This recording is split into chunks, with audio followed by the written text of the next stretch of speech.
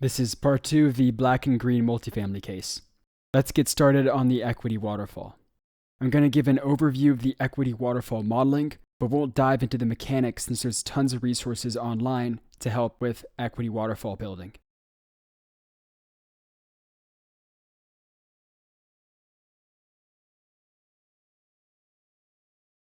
Cash flow to distribute can only be positive levered cash flows. You can't distribute a negative number. So I use this max function. Now I map out the framework for the equity waterfall.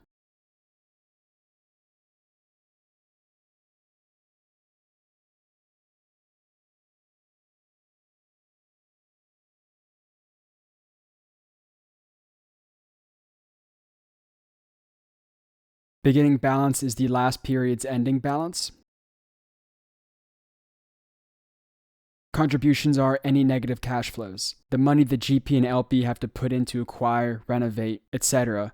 Since this waterfall is from the LP's point of view, assuming a pro rata distribution, the LP is responsible for 90% of the contributions.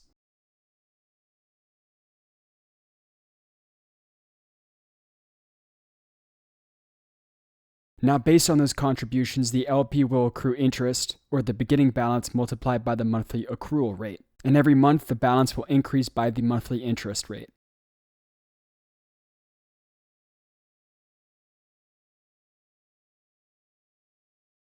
What we want to see happen is the investment pays down the accrued interest. In most months, the LP will receive 90% of the cash flows. When there's a capital event, the LP will receive more than 90% of what is owed. And in that case, the cash flows will drop down to the next hurdle. And our ending balance is the sum of all the accounts, meaning it will zero out when the paydown equals the beginning balance, or 90% of equity plus accrued interest.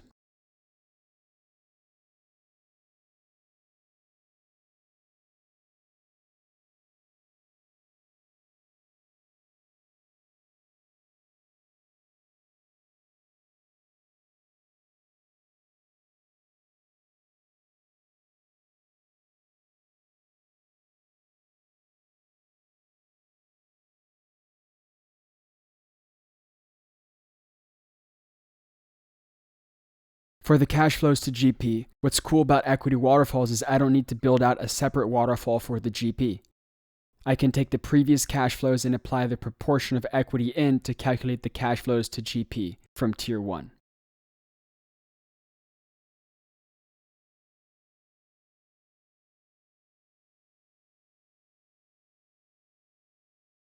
Just to show you what's going on, the GP is receiving 10% of the cash flows as listed in our inputs.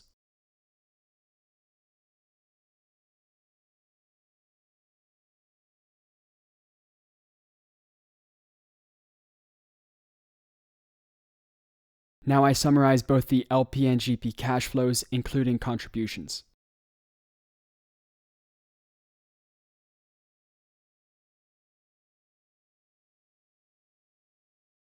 I use the same proportional strategy to calculate how much the GP contributed during acquisition. Now, this isn't a perfect system and wouldn't work if there were future contribution requirements, but works well for this case considering the purchase of the asset is the only equity contribution.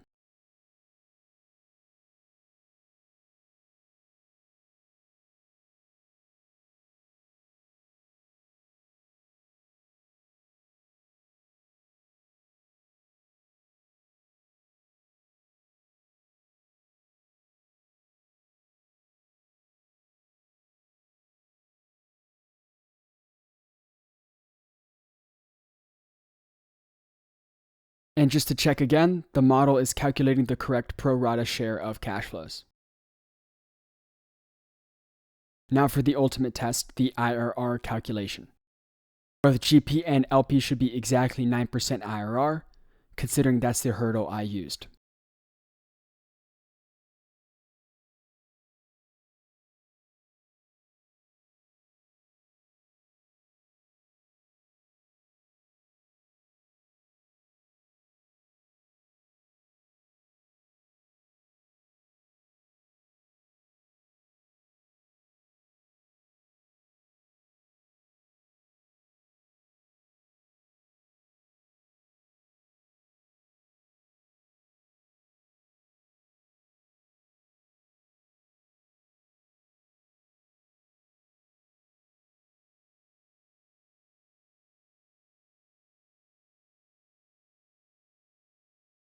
They are both at 9%, so the waterfall is working correctly.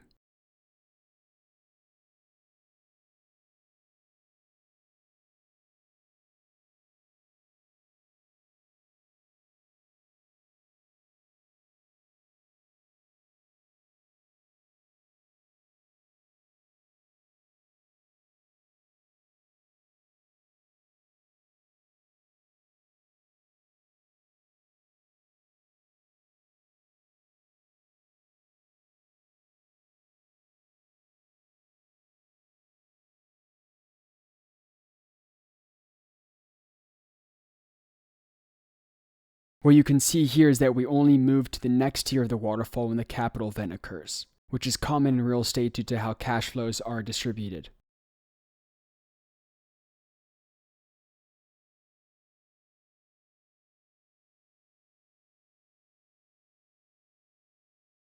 The second tier of the waterfall is a lot easier than the first, with a 40-60 split in favor of the GP.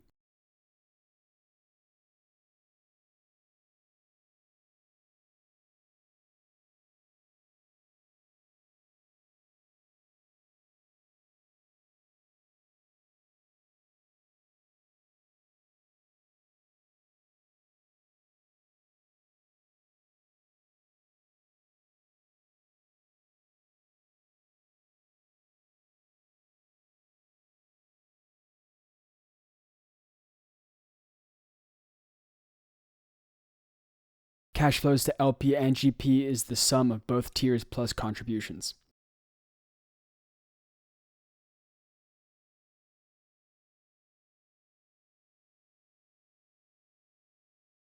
Then I copy IRR calculations from Tier 1 and apply them to Tier 2.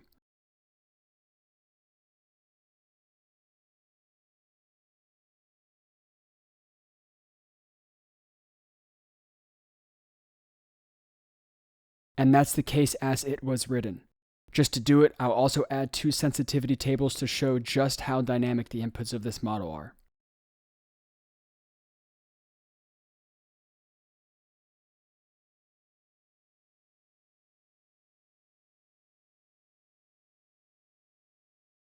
First, I'll sensitize levered IRR to the refinance date as well as the interest rate.